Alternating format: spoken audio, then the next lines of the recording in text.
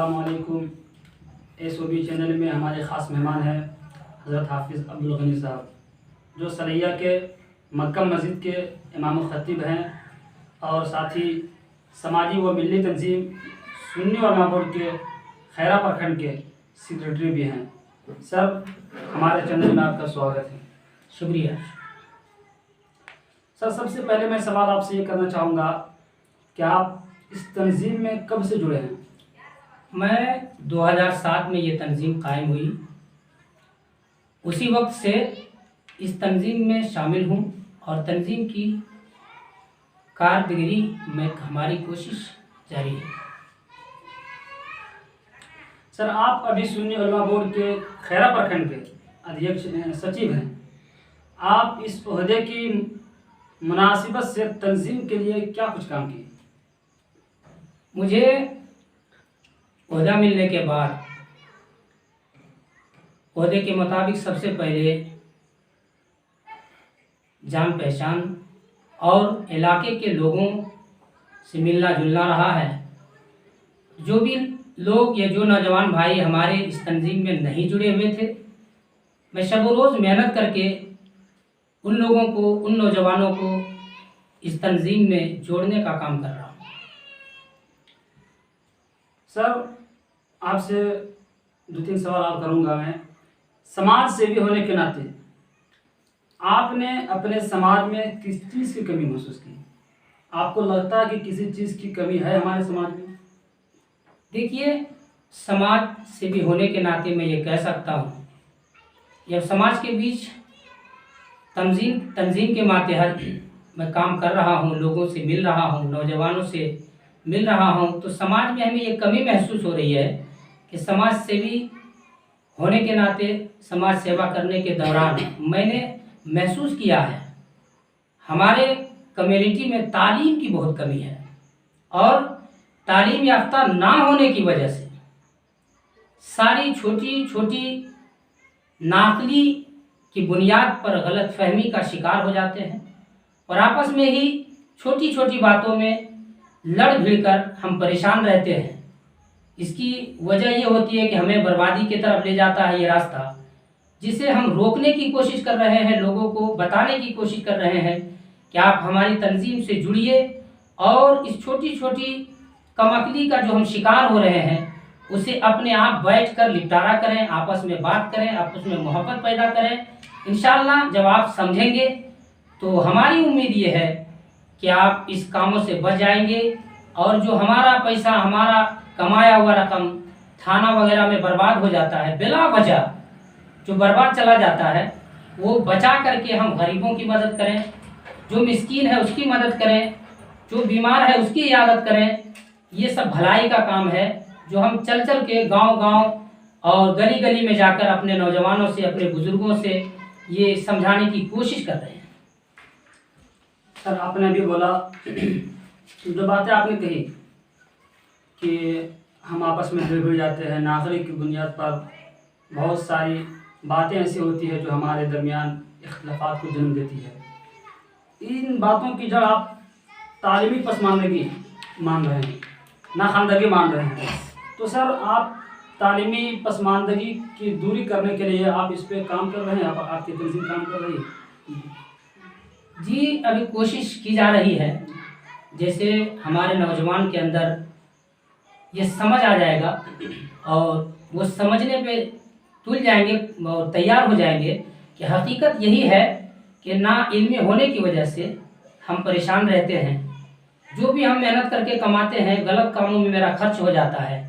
जैसा कि आप मिसाल के तौर पे यूँ समझ लें कि ये हमारी तालीम ना होने की वजह से हमारे समाज में एक और भी ये आम बात हो गई है कि हमारे लड़के वाले जब किसी लड़की से रिश्ता करते हैं तो इतना डिमांड करते हैं, इस तरह से डिमांड रख देते हैं कि लड़की के वालिदैन बेचारे परेशान होकर अपनी जगह ज़मीन बेचते हैं और बेटी की शादी का खर्च उठाते हैं। ये हमारी जो खराबियां हैं इस वजह से कि हम तालीम याफ्ता नहीं हैं। अगर हमारे अंदर तालीम हो जाए, अगर हम तालीम याफ्ता हो जाए, हमारे लोग अगर ये बात समझने के लिए तैयार हो जाएं कि ये जो हम समाज में काम कर रहे हैं, अपने लड़कों को बेचने का काम कर रहे हैं, अपने लड़कों को बेचकर हम रुपया लेते हैं और उसी से हम शादी करते हैं और फिर ये उम्मीद लगाए बैठते हैं कि हमारा बेटा हमारे साथ भलाई से पेश आएगा, हमारा बेटा हमारा वफादार होगा। लेकिन वो बेटा परेशान होकर माँ बाप को ही ना जाने बुरा भला कह देते हैं। ये हमारे समाज में देखने को मिल रहा है कि बुरा भला कहने लगते हैं। इसकी असल वजह यह है कि हमने अपने बच्चों को तालीम नहीं दी, हमने अपने बच्चों को अच्छा रास्ता दिखाया नहीं, हमने अच्छा सिखाया नहीं, जिसकी वजह यह है कि वो जब जवान हुआ हम उसकी शादी किए, वो भी जब शादी किए तो पैसा लेकर शादी किए, लड़की के वालिदैन को हमने परेशान किया। और असल बुनियाद ये है कि आज मुसलमानों के अंदर जो गरीबी है उसकी असल बुनियाद हम यही मानते हैं कि जगह ज़मीन जो बेच करके हम लड़की की शादी में खर्च करते हैं। अगर हमारे नौजवान तालीम याफ्ता हो जाए, ये समझने लगे कि हम जब शादी करेंगे तो इंशाअल्लाहुल अज़ीज़ अल्लाह के रज़ा के खातिर हम डिमांड नहीं करेंगे। अगर लड़की के वालिदैन के पास अल्लाह ने दौलत दी है, माल दिया है, तो हर बाप अपनी बेटी को देने के लिए तैयार रहता है, कोशिश करता है कि ज़्यादा से ज़्यादा हम कोशिश करें कि अपने बच्ची को जब रुखसत करें तो साजो सामान के साथ करें। बहुत अच्छा आपने संदेश दिया मेरे सवाल का, और मैं उम्मीद करता हूँ कि इस सवाल के जवाब जो आप दिए हैं, जो जवाब की शक्ल में जो पैगाम दिए हैं, इस आपका जवाब, आपका पैगाम हमारे मुआशरे में, हमारी कम्युनिटी में रंग लाए। आखिरी सवाल मैं आपसे करूँगा सर कि मुस्लिम कम्युनिटी के सामने मौजूदा दौर में जो बात चैलेंज बनकर सामने आ रही है, वो कौन सी बात है जो हमारे लिए मुश्किल खड़ी करती है? हमारे कम्युनिटी के सामने जो चैलेंज बनकर आ रही है, जो मैं देख रहा हूँ, हमारे कम्युनिटी के सामने मौजूदा दौर में इत्तेहाद की ज़रूरत है और हमारी नस्लें तालीम याफ्ता कैसे बन सके, ये हमारे समाज के लिए एक चैलेंज है। और मसला ये भी है कि तलाक वगैरह एक चैलेंज ही है, जबकि हमारे समाज में ये नहीं होना चाहिए। लेकिन छोटी बड़ी बात लेकर के नाअक्ली के बुनियाद पर हम तलाक पे आमादा हो जाते हैं। हम आपके माध्यम से, आपके चैनल के माध्यम से तमाम नौजवान भाइयों से ये अपील करते हैं, कोशिश करते हैं कि भाई अगर कोई नाइत्तेफाकी घर में हो जाए तो आप उसे समझने की कोशिश करें। हमारे सुन्नी उलमा बोर्ड जो तंजीम है, आप संपर्क करें। इंशाअल्लाहुल अज़ीज़ हमारे तंजीम के जो अहदेदारान हैं, हम खैरा प्रखंड के सेक्रेटरी हैं, लेकिन हमारे ऊपर भी ज़िला स्तरीय पे अल्लामा मौलाना ज़िया रसूल गफ़ारी जो जनरल सेक्रेटरी सुन्नी उलमा बोर्ड हैं, अगर हमसे जो मसला हल नहीं हो पाएगा, इंशाअल्लाह मैं वहाँ जा कर के आपकी बात को रखूँगा और कोशिश करूँगा कि घर में मिल बैठकर मसले को हल किया जाए, ना कि तलाक की तरफ आप रुजू हो जाए, ना कि आप 84 की तरफ रुजू हो जाए, जिससे बर्बादी की तरफ हमारा रास्ता ले जाता है। ना जाने कितने खर्च करने के बाद भी हमें कुछ नहीं मिलता, बल्कि मिलता यह है कि लोग बैठते हैं, हमें ही बात सुनना पड़ता है, हमारा ही खर्चा होता है, उसके बावजूद फ़ायदा कुछ नहीं होता। और कुछ ना इल्मी होने के बुनियाद पर वो लोग ये भी फैसला दे देते हैं कि संभलने के लायक नहीं, तलाक दे दो। लेकिन हमारी शरीयत इजाज़त नहीं देती कि उसे तलाक दे दिया जाए। अगर उसने कोई ऐसी खता कर दी है, कोई ऐसी गलती कर दी है, तो हम ये कहना चाहेंगे कि उसे इस्लाह करें, उसे मौका दे संभलने का। अगर वो संभल जाती है औरत, तो फिर उसे अच्छी तरह से जो शरीयत मुतहरा में रखने के हुक्म है, उस एतबार से आप रखें। इंशाअल्लाहुल अज़ीज़ आपकी ज़िंदगी कामयाब हो जाएगी, आप पूरी ज़िंदगी खुशहाल रहेंगे।